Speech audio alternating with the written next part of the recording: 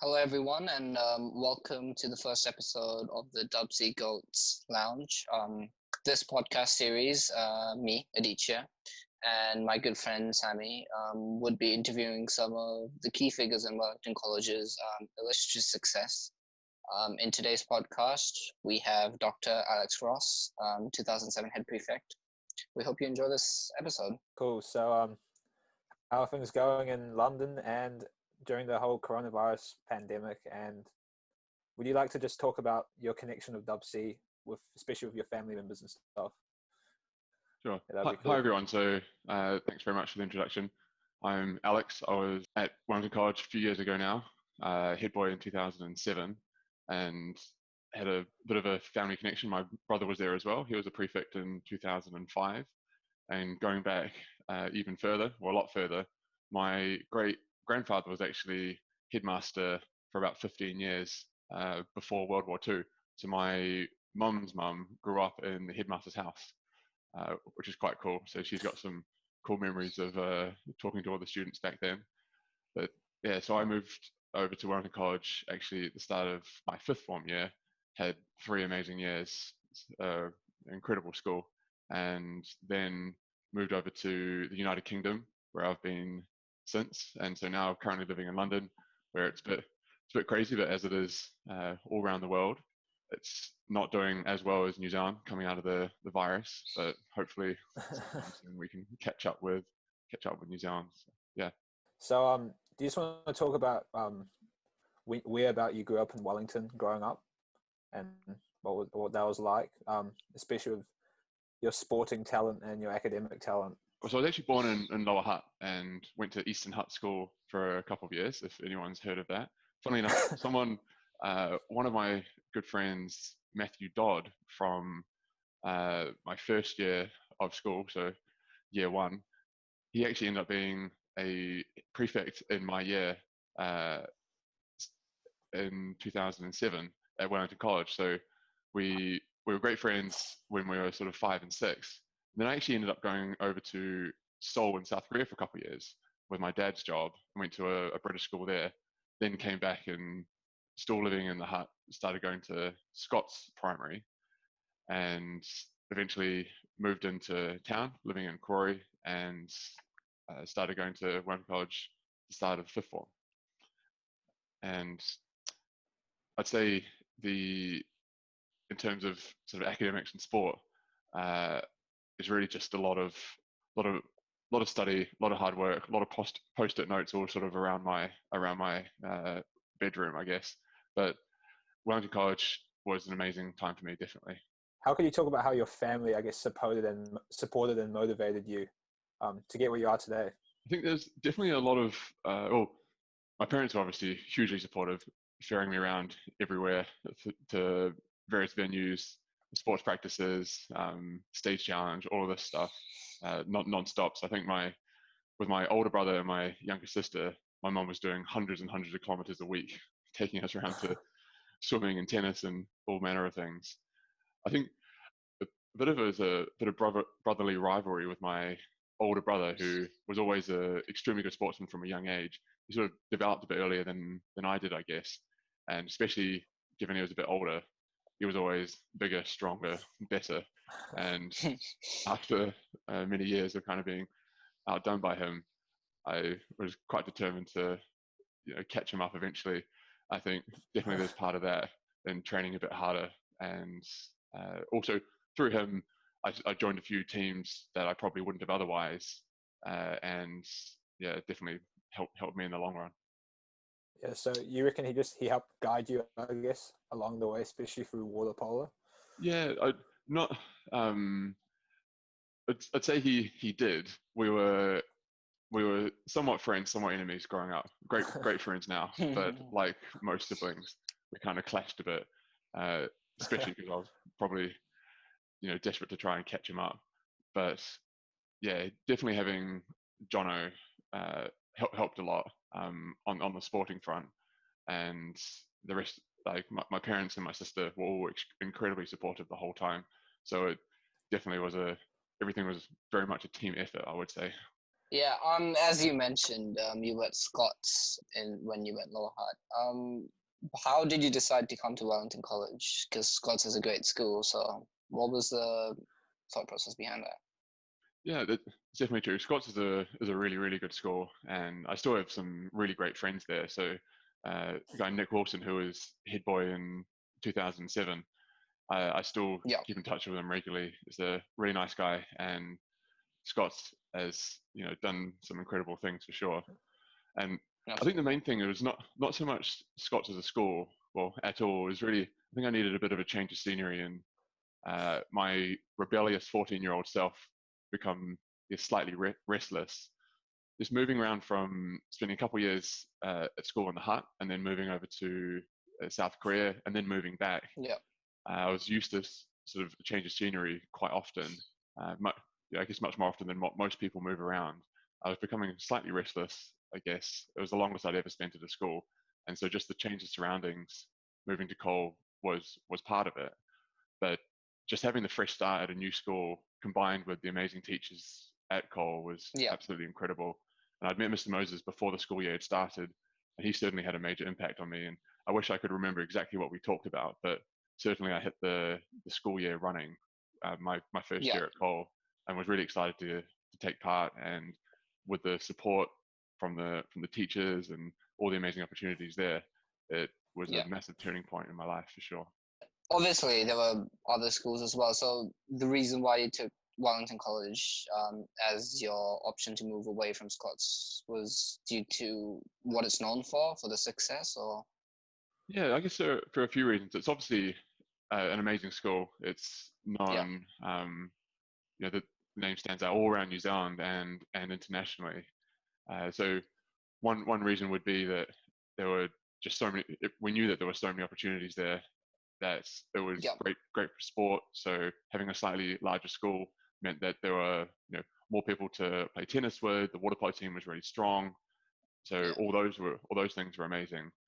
And a simpler answer is also my brother, who was also at Scots. He moved over at the end of his third form year. So he started at Wellington College at the start of fourth form.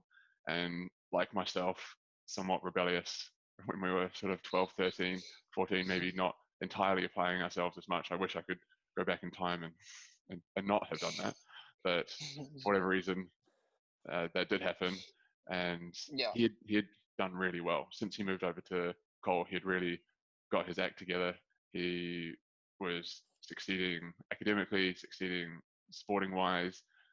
By the age of 15, he was playing water polo for the New Zealand men's team. So he'd yeah. really really dedicated himself. And I think my parents thought, right, well, if it worked for him, hopefully it'll work for the next one as well. And I like to think it did. Yeah, absolutely. Do you remember much from your first few weeks of Dubsy? And would you like? Oh, you've already shouted out some a couple of friends of yours. Any friends from Dubsy when you met in year 11? Yeah, I think the first few weeks it was almost quite disorientating because the school was just so massive compared to what Yeah, I'd been used to the past yeah, few years. So Scots is probably no more than a quarter the size, probably smaller, and so sort of just got put in these quite large classes, and I didn't really know many people. I had some friends from club tennis and club water polo, so I wasn't starting out from scratch, but certainly yeah, people took me in immediately, and before long, I felt like I'd been there from day one and third form. It definitely wasn't treated as an outsider at all. The teachers were amazing. Had met loads of great mates very quickly, and just by having such a large school and having lots of different people in all my classes, I felt like I had 100 mates within 2 or 3 weeks. So yeah, yeah, I think that's testament to the school and how quickly and easily they took a new student in. Because I'd like to think it is the case, but I'm not sure it would be the case necessarily at all schools in New Zealand or around the yeah. world. I Yeah, agree with that definitely. actually. Yeah. So, do you remember much about the subjects and teachers that you had throughout your years, or like if you could remember the subjects you Any took each memorable year and your ones? teachers? Yeah. Yeah, any memorable ones that stuck with you? I think it's a good question. I had lots of incredible teachers. I'm almost hesitant to single out some Will because they be watching this? there were so many that were really really great. Um, so I mean, obviously, Mr. Moses, number one. Not that he was a direct teacher per se, but I think he just instilled this incredible culture in the school that all teachers would go out of their way, willingly giving up their time, whether it be in extra scholarship classes or coaching sports or leading stage challenge or whatever it may be. I think there are this culture that Wellington College has, which, as far as I know, no other school really does have, was That's absolutely true, yeah. amazing. And I think Lots of people come for the scholarship process to Wellington College. Yeah. So I think he really did. Yeah. Yeah. So I think just the whole teaching staff as a whole was absolutely incredible. Yeah, that's great. Too many to name for sure. What did you feel like? What do you feel like it was like juggling many top level sports as well as having to focus on your academics quite seriously? It's definitely the years at Wellington College were it's almost a bit of a blur, to be honest. It was definitely quite a busy period, and I think my mom spent a long time sort of driving me around various places, but definitely a lot more hours in the day than what I think most people appreciate. Because one thing I'd say, there were so many opportunities available at Wellington College that weren't available at other schools and I was desperate to get involved in a little bit of everything. So I probably went slightly overboard, I guess.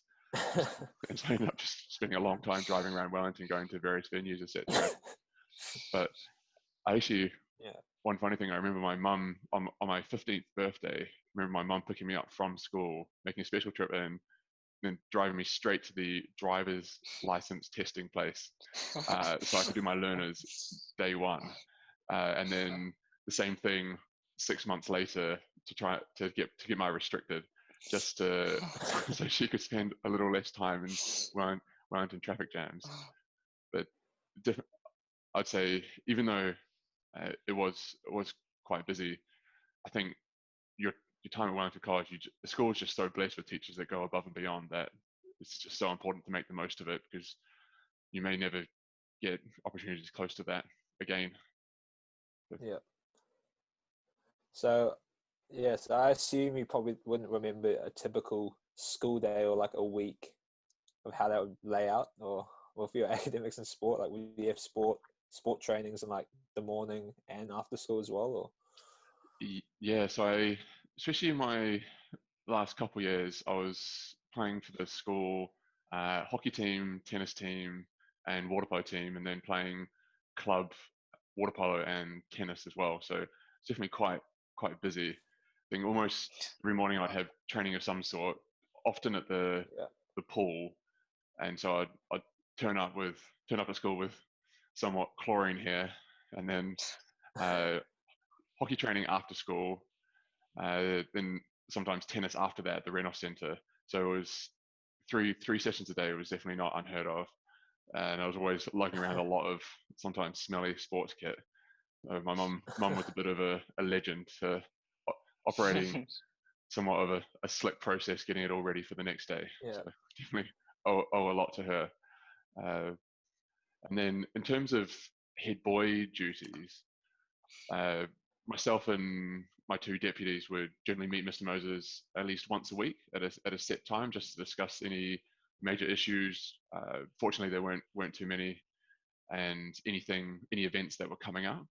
So that would happen once a week, sometimes slightly more, and then not quite weekly, but probably 2 or 3 times a term. I would have to go. Well, not have to. I'd get the opportunity to go speak at various places. So particularly old boys events, which was really cool.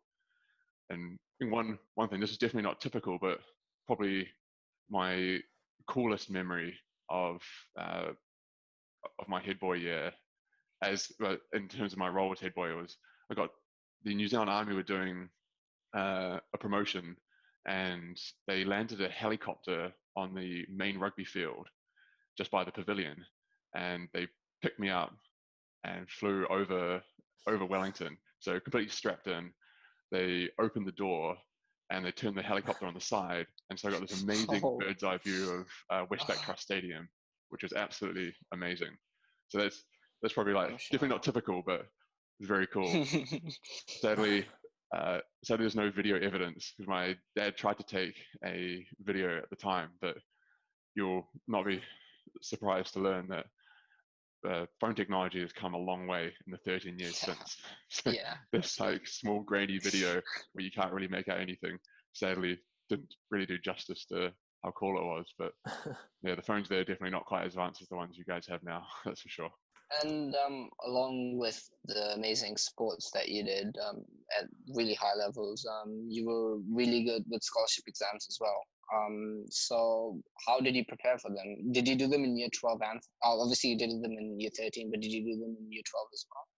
Yeah, so I sat one in year 12. So I sat accounting in year 12, and I actually didn't get it that year, and ended up getting accounting the next year. And I was quite fortunate there because I didn't actually take the level 3 in my final year, but the accounting scholarship exam was the like 3 or 4 days after all my other exams finished. So I ended up resitting it, just locking myself into a room with all my notes from the previous year, doing nothing but studying for 4 days straight, not really talking to anyone, bit of a hermit, and post-it notes all around my bedroom, which I had through probably the last 6 months of the year. So I had all forms of equations, color changes in chemistry, you name it. It was, my whole wall was just plastered with it. So I kind of, and given that I was quite busy with other stuff, tried to try as little downtime as possible, I guess. Say at least in my day, the scholarship exams were the same syllabus, so there was no extra content per se. I'm not sure if that's still the case. And so I'd say for people students now who are worried that they're not going to the scholarship classes because of lockdown and for the past sort of month or two or however long it's been, I wouldn't worry, because as long as you've stayed on top of all the level 3 stuff, the teachers at Wellington College are so good at being able to help you leverage your sort of level 3 knowledge in order to answer the tricky questions that scholarship exams demand. So it's that they will be able to help you bring that stuff all together. It's no new actual content, and when you do get back to having those classes, you'll see that they'll be able to help you bring everything together. And by the time exams come around, this last month or so won't have made any difference at all, I'm sure. But say keep on top of the level 3 stuff for sure. And in terms of when you're actually in the exam, one and this is no major brainwave, or certainly nothing that your teachers won't be able to tell you anyway. But I remember my calculus scholarship exam in particular, where I opened it up, looked at question 1, thought, nope, that's not going to happen. Question 2, still no idea. And I ended up making my way right through to the end of the exam, thinking, wow, I really can't do any of this. But kind of, I guess, kept in the back of my mind that this is all the same stuff, all the same level 3 stuff that I knew reasonably well. And then just went back to the start and started picking away at little bits, 1 point here, 1 point there. And in the end, it ended up being one of my best exams. In terms of the absolute score, it probably wasn't that great, but everyone found it really hard. And because everything's, ranked in scholarship, if it's a really hard exam, I actually think that's great, because if you keep calm and you just go through and you pick away, as a couple points here and there, you actually end up doing really well versus someone who gets in there, panics, thinks, right, I just can't do this, because you get 5 marks versus 1 mark. Great, it doesn't matter that you only got 5 out of 100. If if you've got something on the paper, then that's it.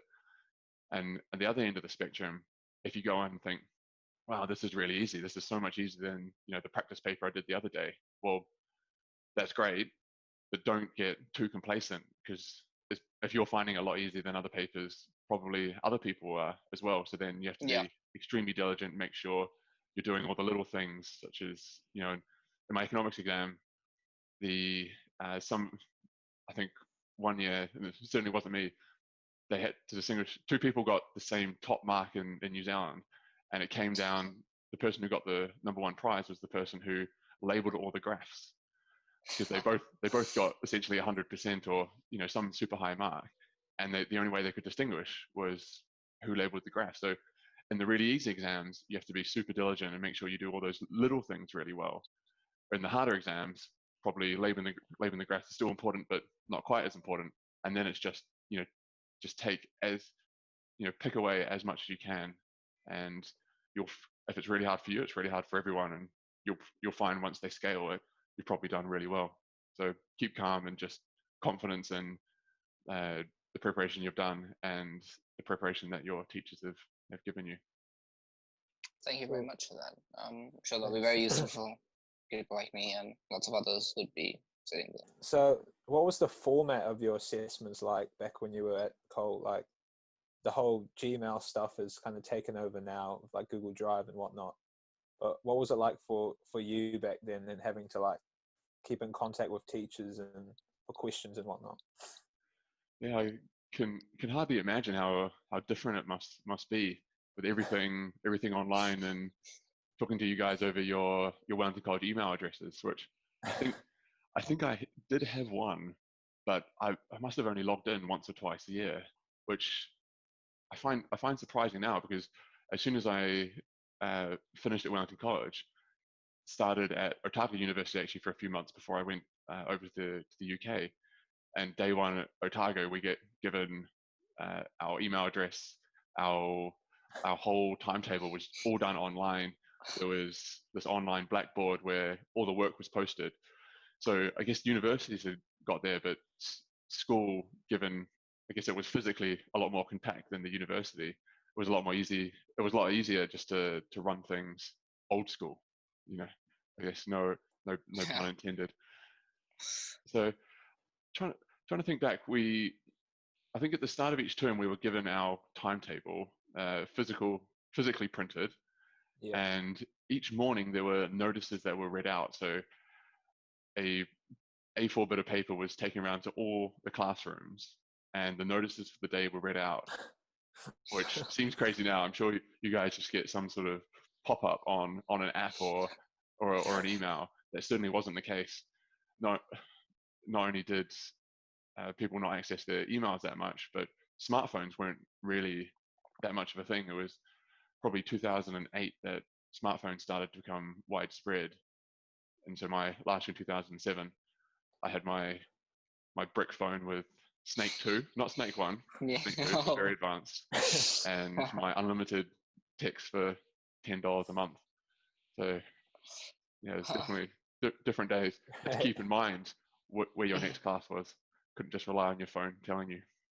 So the next question is about NCA and how overall endorsements were like. Because like I'm assuming you did level 3 in year 12, level 3 curriculum in year 12 for some of your subjects, and I assume that would have helped tremendously for scholarship. Yes. Sorry, can you say the question again? So like, did you do like 7th form content when you were in 6th form?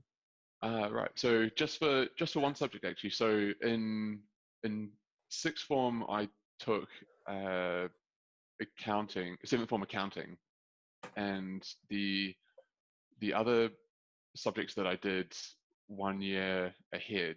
So I think they were in 5th form. I think I did physics and chemistry the year ahead. I didn't take them in 6th form, and then took them again for the first time in 7th form. So I kind of did a bit of a mix and match kind of subjects and year levels over my time at Wellington College. So in 7th form, I ended up taking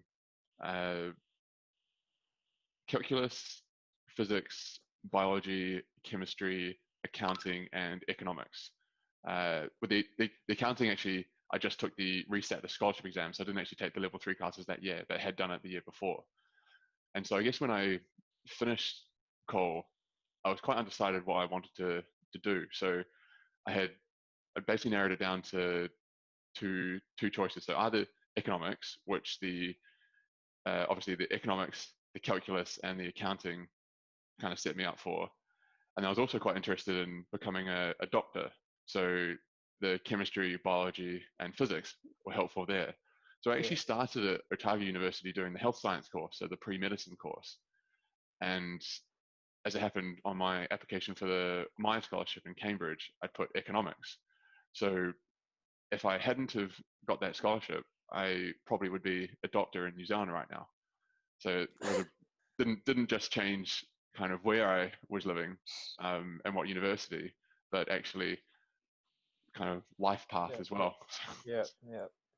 I'd probably say don't let your results determine that. Probably try and make up your not that you have to make it your mind, but it's probably better to choose yourself rather than having someone else choose for you. But it's ended up okay for me. So.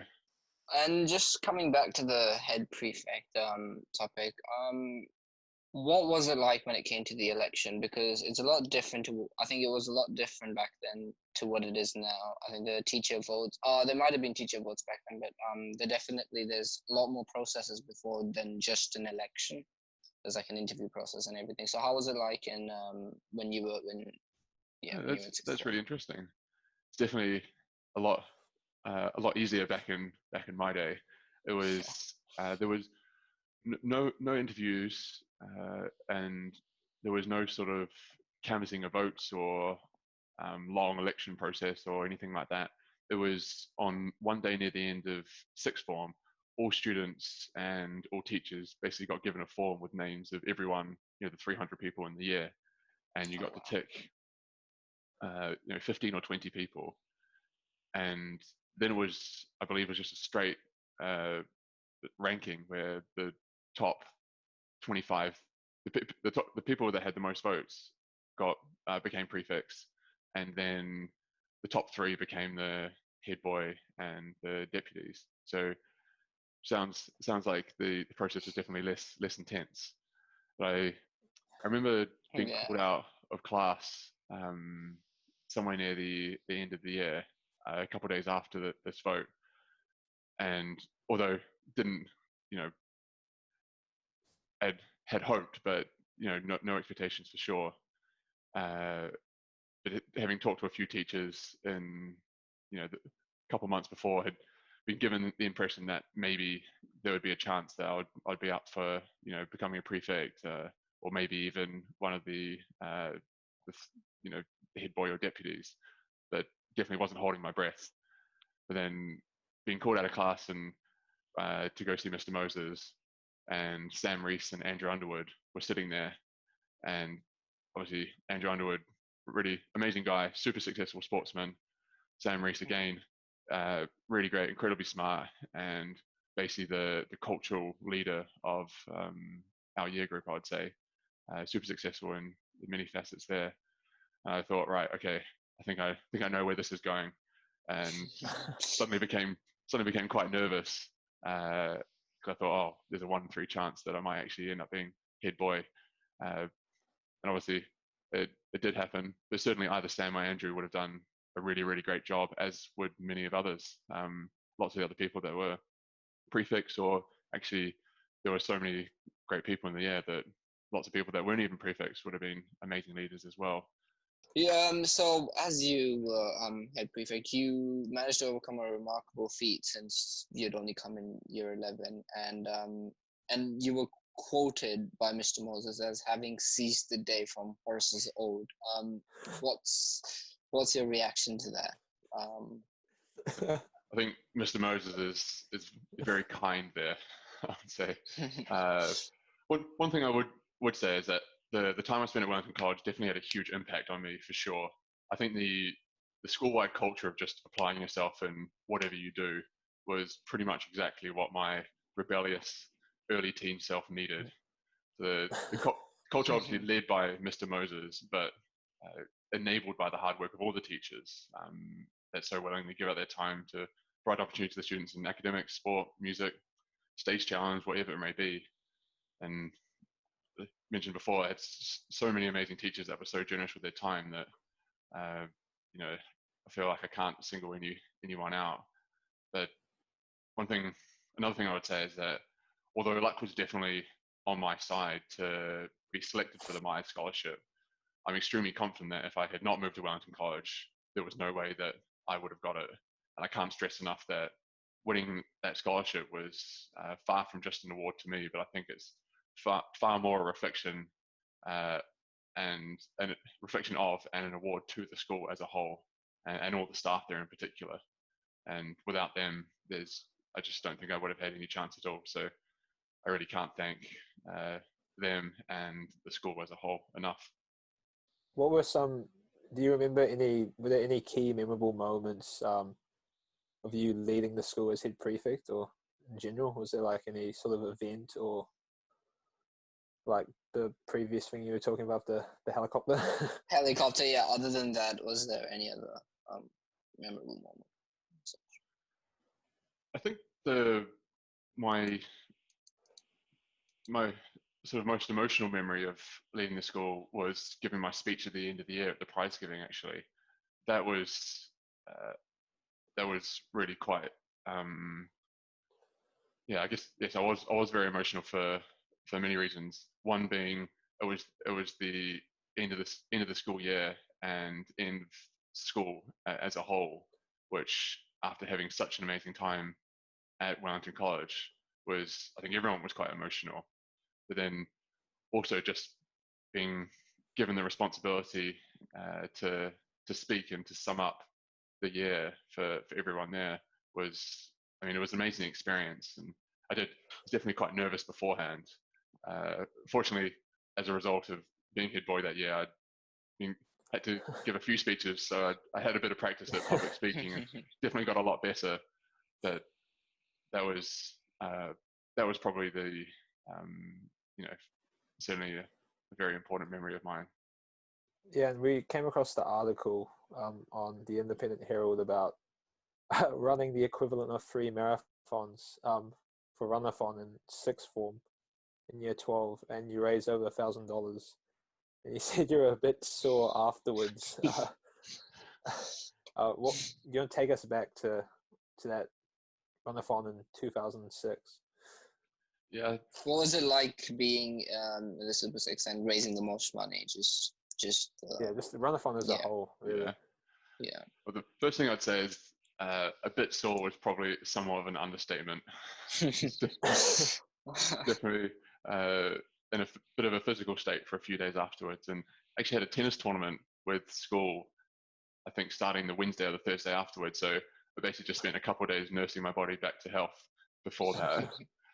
But I think the event itself is absolutely incredible, and that weekend in particular was an amazing weekend, and there were so many people involved in organising it. It's the Super Six do, I guess they're the faces of it somewhat, but it's so much more than that. There are so many people, all the leaders of the individual teams, all the students that turn up. So there's a lot of support from the teachers, of course. Definitely, I wasn't planning on running that far, and although I did a bit of running, I'm definitely not a naturally gifted runner. But I guess I just kind of got swept up in the atmosphere. There were so many students there. Some who were used to running a lot, some who running a couple laps was quite really good achievement. So essentially, whenever someone was there and saying, "Oh, I'm going to do a lap," or "I'm going to do 4 laps," I just couldn't say no. I just ran around with everyone, and I think that's one of the amazing things about the event, that it's a chance to meet so many people from school that you wouldn't otherwise, from different year groups, or even in your same year group, that you just don't have as many overlapping circles if you're not in the same classes, or you don't play in the same sports teams or in the same choir or anything like that. So I think it's an incredible event for the school as a whole. Meet so many new people, everyone sort of comes together, and of course it's great, all for a great cause as well. So I think that's one thing that Wellington College does, which I don't know of. There may be, but I don't know of any other schools that have anything quite like it. I think that's something we can be incredibly proud of. Did other schools join call in back in 2007? Because that's a recent thing that, or at least I think that other schools have been coming over. Oh, It's just amazing! one with us. I wasn't aware of that. No, back in the day, it was just Wellington College. But I see. Yeah. still, there was such a big turnout that it really was. It's almost like a giant party for 48 hours, and there's always someone there running around, and yeah, it's definitely very fond memories of that. Yeah, that's great.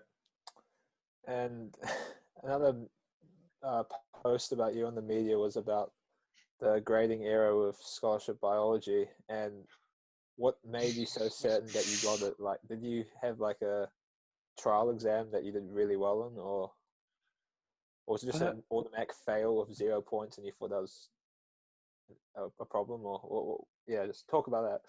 So I'm not sure if it's still the case, but we definitely back then we got sent our papers. So we actually had the physical paper, and I could see that I'd missed by 1 mark.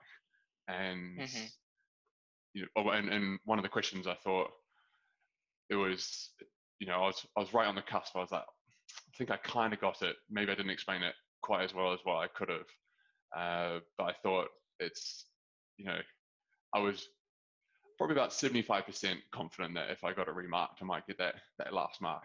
But so I sent it back in, and I did. So that was definitely very happy with that, because I had put a lot of effort into preparing for that particular exam, which I found was probably out of all the subjects that I took in 7th form, the scholarship exam was probably the most different from the level 3 exam.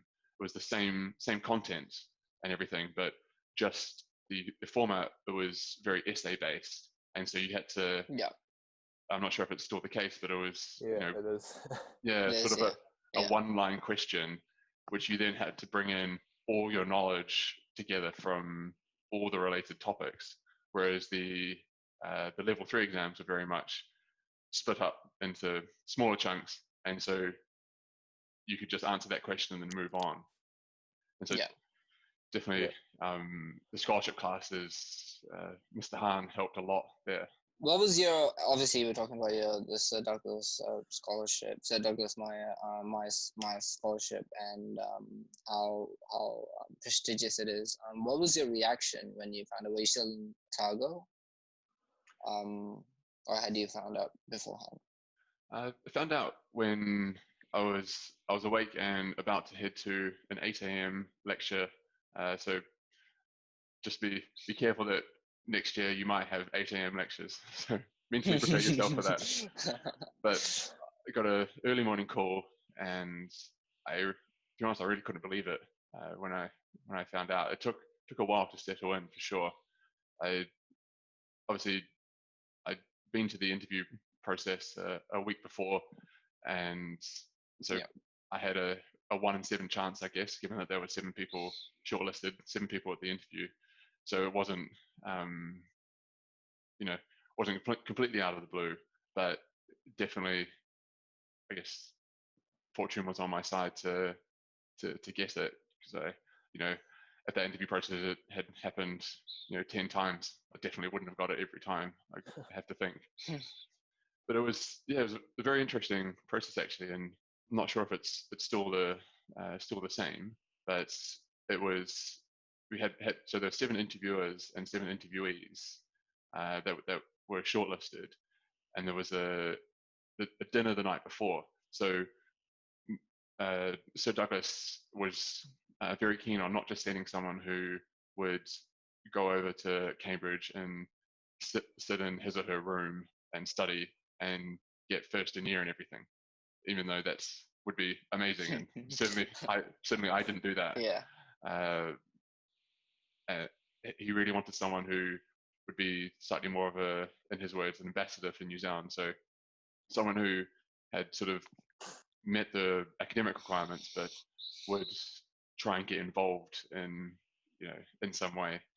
So I think probably having dipped my toes into so many different things, that were available to me at Wellington College that I might not have had the opportunity to do at basically any other school certainly helped. But the dinner was quite interesting. You had to somehow be engage in all the interviewers and all the interviewees without trying to dominate conversation or you know, sit back too much as well. And they just wanted to see how you sort of interacted in a new and somewhat strange environment. So who knows? Someone, one of the interviewers I sat next to must have liked me, I guess, and yeah, managed to get at that particular time. Definitely very, very fortunate, and as I mentioned before, a testament to the school as a whole. And definitely don't consider that something that I won, but something that all my teachers, contributed to for sure. I guess with this Doug Myers scholarship being announced, what was it like having so much media on you, being the poster boy of the school in a way? Like, there were so many different news outlets that came and interviewed you and whatnot. And what was that like at Otago? It was all a bit surreal, to be honest. I didn't really know how to handle it. It was all quite odd, and definitely didn't, all the media interest didn't make it seem more real. It actually made it seem more surreal. It beforehand I was just sort of going around, going to my lectures, doing my work, and then suddenly everything kind of got turned upside down. And I also knew that in 6 months' time I'd be moving across the other side of the world to a country that I'd never been to, and not knowing really anyone there. Had some distant family that I think I'd met when I was 1 or 2 years old, but no memories of them. Obviously, I know them a lot better now that I've been living here, and it's definitely been great having some family close by, or at least in the same hemisphere. So it was all quite surreal, actually, but also kind of cool, I guess. I'd be lying if I was to say that I didn't enjoy it.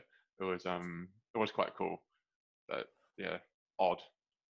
I'd just like to pull up some quotes from the articles, and it's just one of them was, one of the main things is that I'm very determined and focused. I don't like failure. That's something that you clearly have showcased throughout your school life. Is it the same now? Now that you're in England, are you sort of afraid of failing? Yeah, a little bit. I guess I definitely still consider myself quite determined and focused, and I think I kept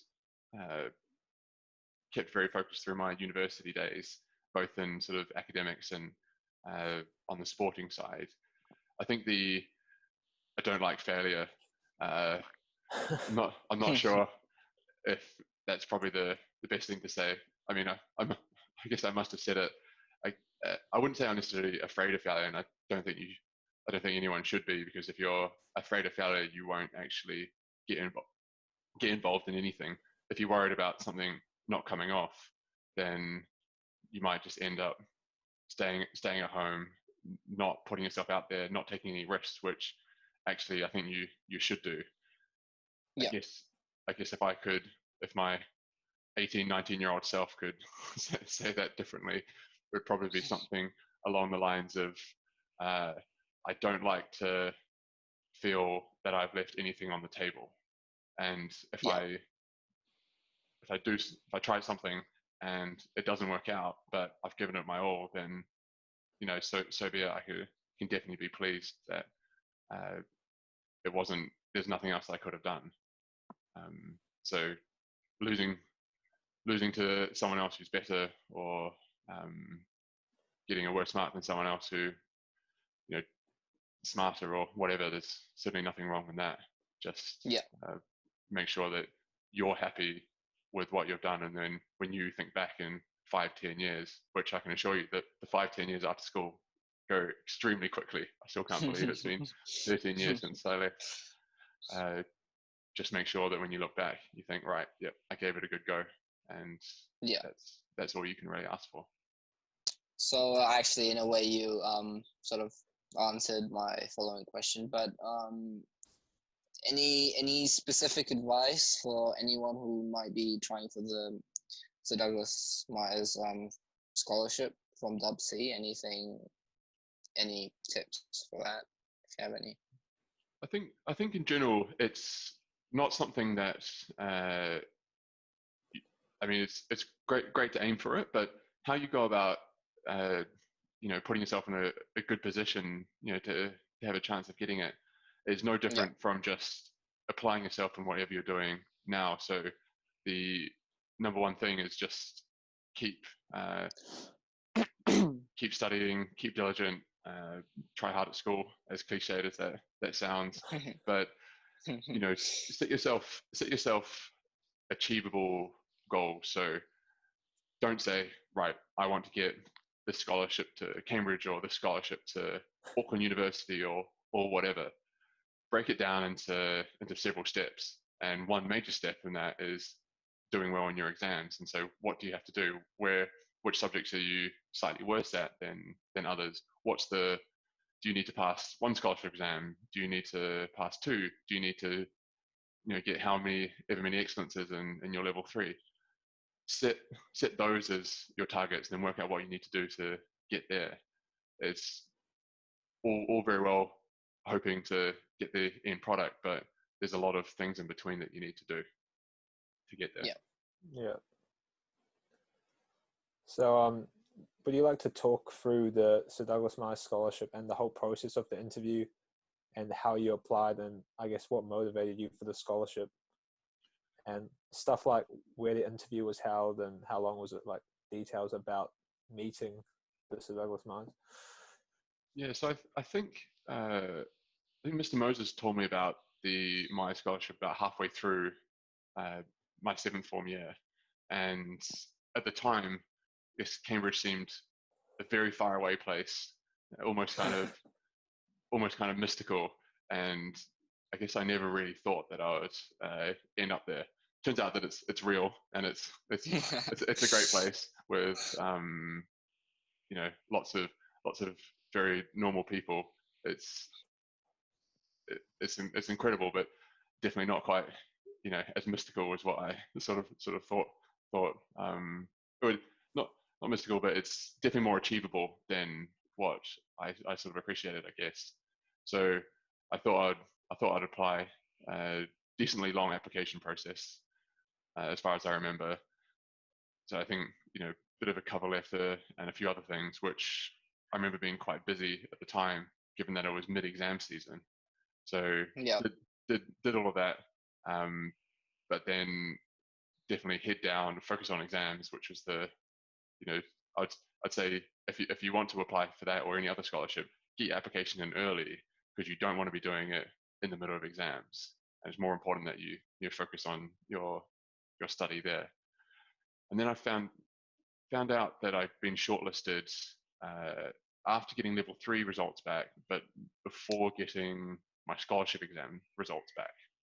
So after that, got flown up to Auckland for the interview, had the dinner, and then the interview the next day where Sir Douglas was present, and got asked a whole range of questions, including one from Sir Douglas asking if I thought the fact that at the time, going back a few years for you guys, you may not remember, but the All Blacks had just been booted out of the World Cup in the quarterfinal from France, and in 2007. So he asked me, do I think the failure of the All Blacks getting past the quarterfinals was indicative of some change or failure of New Zealand society as a whole, which I thought was quite an interesting question. Definitely not one that I was expecting.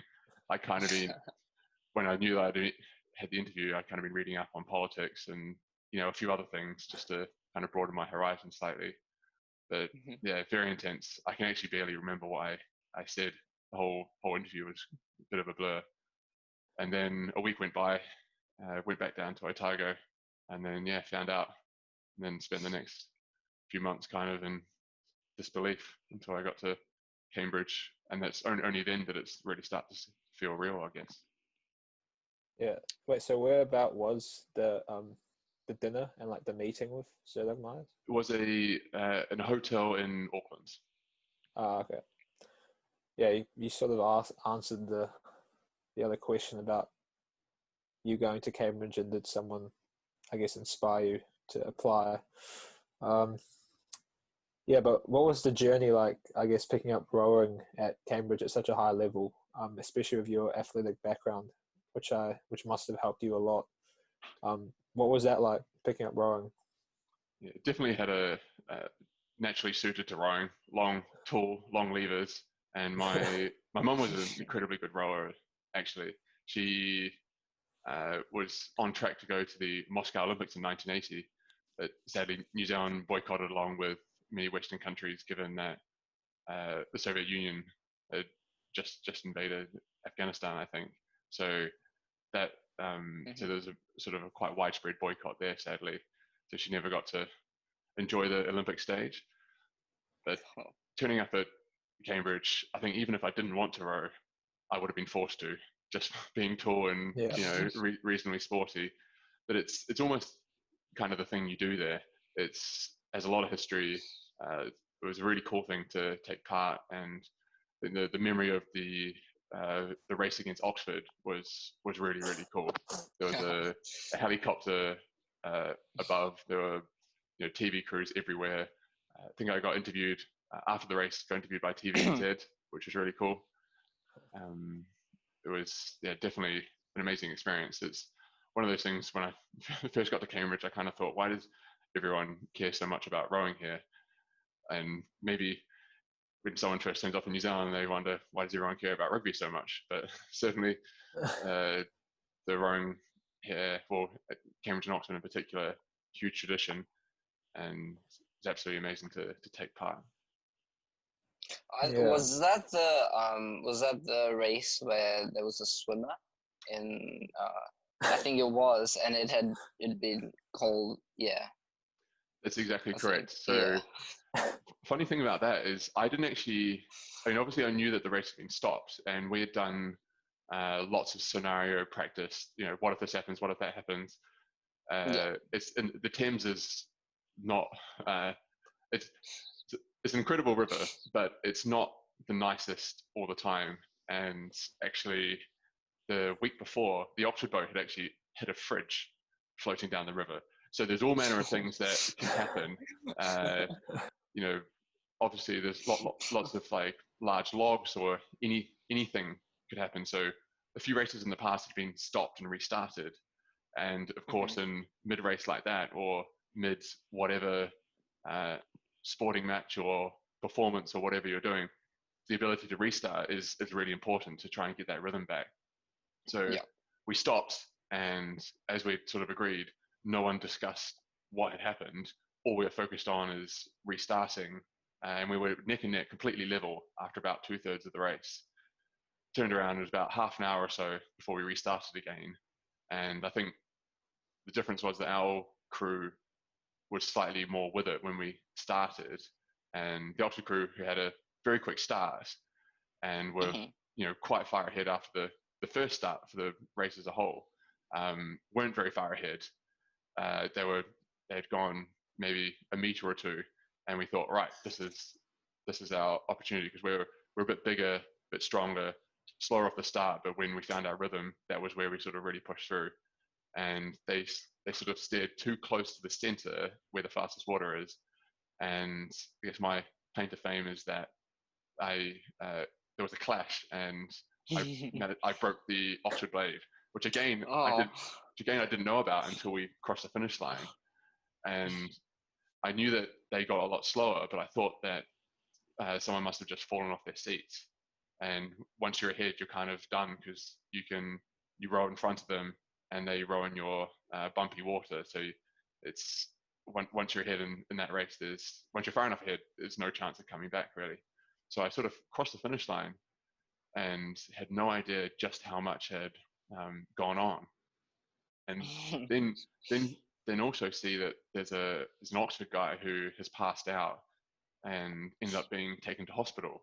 So there were no celebrations until about 5 hours later, when we were told that the Oxford guy was fine, was recovering. He just sort of pushed himself maybe a bit too hard, but he was absolutely fine. He was just being kept in hospital overnight to essentially to make sure that he doesn't go out partying. So he was absolutely fine. And when that happened, then we thought, yes, great. Now we can enjoy a nice cold beer to celebrate a long, hard slog of many months training, especially through the British winter, which isn't particularly nice. Oh, that's great. And just to sort of finish this podcast, it's gone for a while.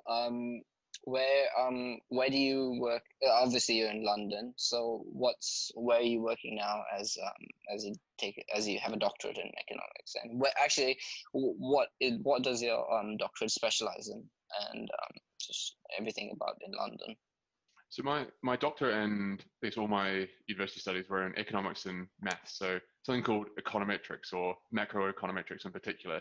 So it's essentially, I looked at large scale models of the global economy, and I set up a model to study when there's a particular shock, say a productivity shock or a technology shock in one sector in one economy, how that would flow through the world as a whole.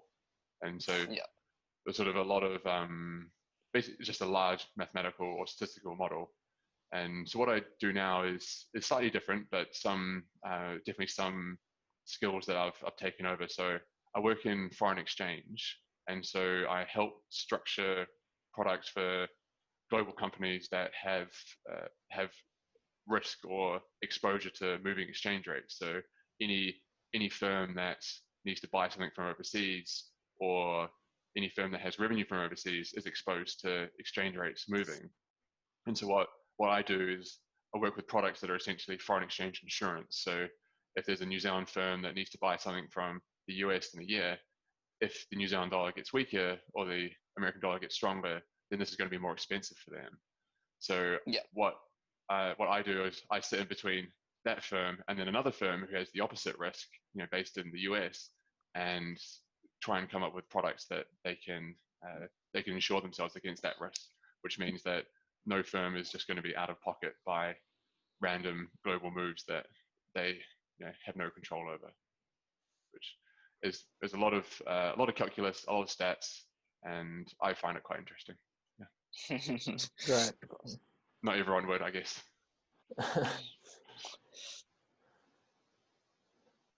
Yes. Are there many differences between London and Wellington? And are you ever thinking of coming back? And when was the last time you came back to Wellington, or just a visit? Last time I was home was in October, I believe, and I was hoping to come home again soon, but it unfortunately doesn't look likely with the current situation. Of course, yes. So I'm not sure when the next time I'll be able to get home, and I'm hoping so I'm getting married in the middle of next year. It will be in Britain. I'm hoping that my congratulations, hoping that my parents are actually able to come, which who knows what will be the case by then. But certainly hope that we can get together soon. Unfortunately, with so much uncertainty, I don't know when the next time I'll be home, or indeed actually get to physically see my family again. So hopefully soon. And then to answer your the other part of the question, I certainly hope to get back to New Zealand or Australia. Definitely get a lot closer to home. One thing that's nice with my work now is that I specialize in the Kiwi dollar and the Aussie dollar. So although I'm not physically at home, I'm definitely very involved. My work involves staying on top of all the developments down under. So I feel some sort of connection to current events in New Zealand and Australia, more so than if I was doing something else. So that's nice, but I certainly hope to get down under eventually. Yeah. It'd be great to have you back. Mm. Thank you. Yeah, and if lastly, if there is any other old boy that you would feel would be great to share advice as well as reminisce on their time at Cole, feel free to mention. I have to have a think which one exactly to bring out. There are definitely so many amazing old boys from Wellington College that I don't want to name I guess name one in particular, but I've got quite a few in mind that I can suggest you guys get in touch with and leverage some of the old guys' wisdom. Great. Absolutely. Well, thank you very much for taking time. I know you have a very busy schedule, and it was great talking to you. You're a great inspiration, and thank you for everything. Yeah, thanks very much, guys. It's been really great to meet you, and pleasure to take part. And I hope that somewhere in my rambling we can find something to help someone. I'm sure all of it's going to be very useful. Yeah. All the best, guys, and Thanks good luck for getting back to school tomorrow. Yeah, thank you very much. Thank you very much. Cheers, guys.